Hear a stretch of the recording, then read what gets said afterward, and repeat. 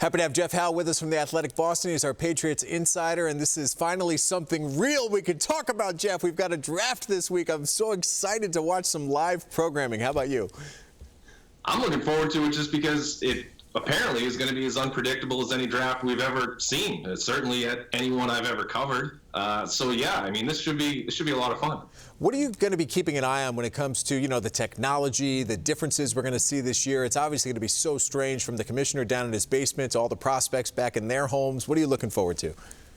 Oh, mayhem. I love watching the world burn. I mean, I want somebody's Wi-Fi connection to resemble, the rest of civilizations. I want it to have a dead spot. I want, a team to just pick the wrong guy and then have to redo the draft like we all deal with our fantasy leagues. You got that one GM in your friend's league who always screws up something and asks the commissioner to start it over, and everybody else is angry at him. Who's that going to be this year? Let's see some real-life issues with some of this technology. Should be fun. Let's jump into it. So the Patriots are sitting at 23. Do you think they pick at 23? No, and you know what's crazy? This is such a good year for them to try to trade back. I mean, every year going into the draft, the thought of the Patriots trading out of the first round is met with groans and eye rolls. But this year, I think that's really the best play, assuming you can find the right partner. And you know what? The reaction I've gotten from fans on Twitter is they kind of want to see a trade down the board, too. Not having a pick in the second round and then really just having that giant wasteland between 23 and 87 the next time they're on the clock. That's tough that's a tough spot for any team to be in.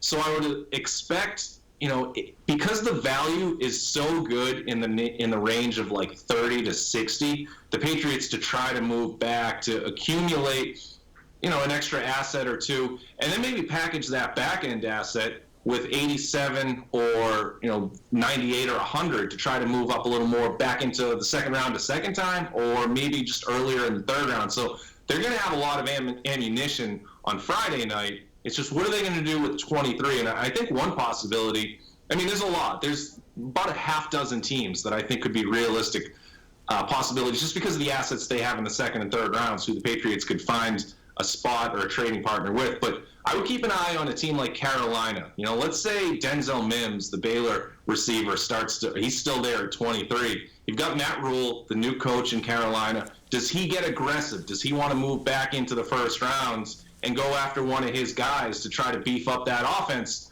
that we know he's so, strong at coaching? So I think there's a lot of reasons to like the Patriots trading back. If they do stay at 23, I think they got to jump on one of those high-end receivers. They're not going to get one of the top three guys, but somebody like Brandon Ayuk would be a really attractive piece from Arizona State.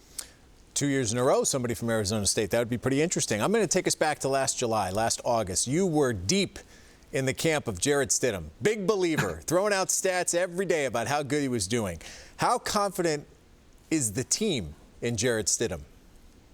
They're confident in the arm. There's everything in the world to like about this kid's arm, and his makeup. He's a confident player. He's a good leader, but he's got a good head on his shoulders. He's mature. He's been through a lot in his life. He's already married, and it's kind of crazy. The people I talk to who are close to him keep bringing up that part that, hey, he's already married. He's settled down. He doesn't have to worry about the distractions that could come into play that have ruined some young quarterbacks' careers.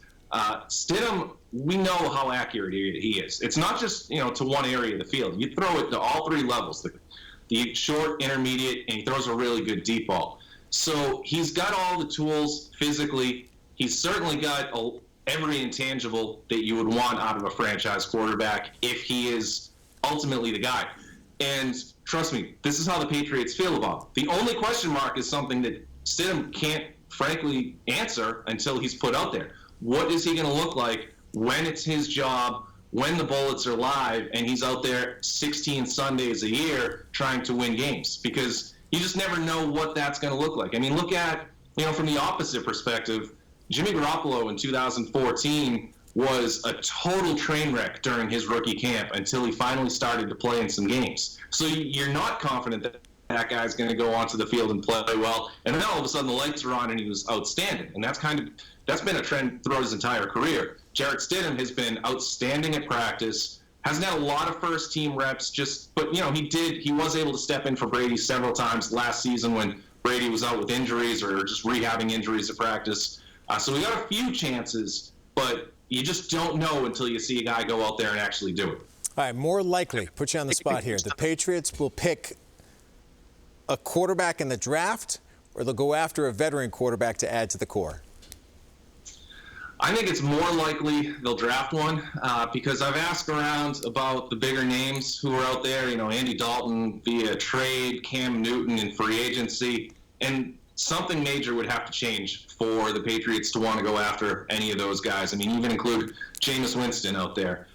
Something drastic would have to change for the Patriots to be in their market. The uncertainty I have with the draft route, though, is I just don't know where the sweet spot is going to be. Because if Tua Tagovailoa, if he falls to 23, that's a major red flag because that means those injury questions are real. Now, this kid has franchise quarterback talent, and there's no denying that. But how long of a career is he going to have? Is he going to be like a guy like Gronk, who every year is going to be in danger of missing, 2 to 6 games? I mean, that's not a position where all of a sudden you can have a guy not be able to go a full 16 on a yearly annual basis. And just look at how valuable Brady was from just a health and a physicality standpoint. So that would be pretty concerning. I don't think Jordan Love is going to fall to them at 23. He's a really intriguing player. But then after that, I mean, what are you looking at? Do you go after the accurate guy like Jake Fromm? And then if you do, I mean, if he's there in the 3rd round, you still got to wonder, what is he going to give you that you can't already get out of Jarrett Stidham? And then you start taking flyers on guys later in the draft.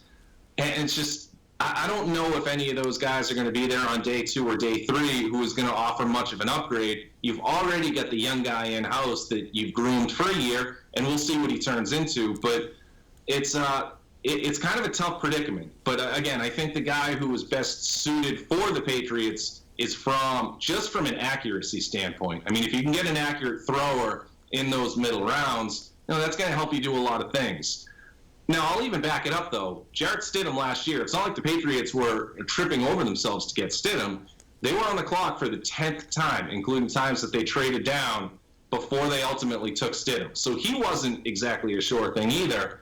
There was a point in his career after that 2017 season when he was viewed as a first-round pick, maybe a guy who could, if he had a better 2018, could have been in the conversation for number 1 overall. So he was on everybody's radar, but sort of like Fromm.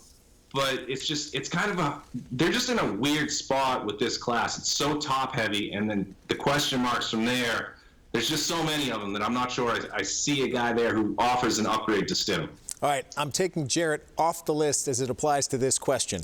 Which players from last year's draft class do you expect to make a leap this year? Well, N'Keal Harry has a huge leap that he has to make, but there's another concern with that. I mean, talk about a guy who got injured at the worst possible time, missing basically 10 weeks of the most important stretch of practices for a rookie receiver. And then you look at, okay, year 1 to year 2, you make that jump. But the Patriots' 9-week offseason workout program looks like it's going to be completely wiped out, just like everybody else in the league. So how much of a jump can he make? But I would counter that by saying Tom Brady's no longer running the offense. So the demands aren't as strict. I don't think the intensity or the stress of trying to make that jump is going to be as rigid as it might have been with Brady running the show. So I think that kind of brings a more exciting element to the Patriots offense in the post-Brady era. So N'Keal Harry has to make a big jump. And then I think Chase Winovich is going to be relied on as one of the Patriots' top-end pass rushers. And after losing Kyle Van Noy and Jamie Collins, I mean, you got to start getting the pass rush from somewhere else. Winovich had a really good rookie season in the limited reps that he got as a pass rusher. Only played about 25% of the snaps over the course of the year, but his disruption totals and his ratio was really solid. So I think he's a guy who could become a really important piece in their defensive front 7. Good job, Jeff. Thanks very much. We appreciate you joining us as always. Thank you.